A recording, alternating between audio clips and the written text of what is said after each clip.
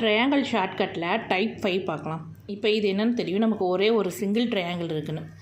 இதே மாதிரி ட்ரையாங்கிள் கொடுத்தா நம்ம ஆல்ரெடி பார்த்தோம் 1 2 3 4 அண்டு ஹோலாக ஒரு ட்ரையாங்கிள் இருக்குது. அப்போ 1+4 சேம் அதே மாதிரி இப்போ இந்த ஃபிகரில் கொடுத்தா என்ன பண்ணணும் ஷார்ட்கட்னால், நீங்கள் 1 + 4 + 4 = 9. அப்போ இதில் என்ன எடுத்துனா எத்தனை, அதாவது இன்னரில் எத்தனை ட்ரையாங்கிள் இருக்கோ அத்தனை 4 போட்டுக்கோங்க. அப்போ இன்னரில் ஒரு ட்ரையாங்கிள் இருந்தால் ஒரு 4, 2 ட்ரையாங்கிள் இருந்துச்சுன்னா 2 4. அப்போ வந்து 1 + 4 + 4 = 9.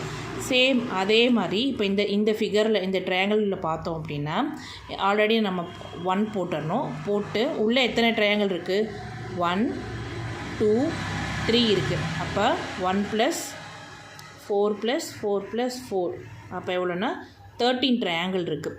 இது டைப் வந்து 5. இந்த மாதிரி டைப்பில் எத்தனை ட்ரையாங்கிள்ஸ் இருக்குதுன்னு கேட்டால் 1 + 4, அதாவது உள்ள இன்னரில் 1 ட்ரையாங்கிள் இருந்தால் ஒரு 4 போடணும். இதுவே வந்து 2 இருந்துச்சு அப்படின்னா 2 4 போடணும். இதே மாதிரி வந்து 3 இருந்துச்சு அப்படின்னா அப்போ 3 தடவை வந்து 4 போடணும். இதுதான் ஷார்ட்கட் வந்து.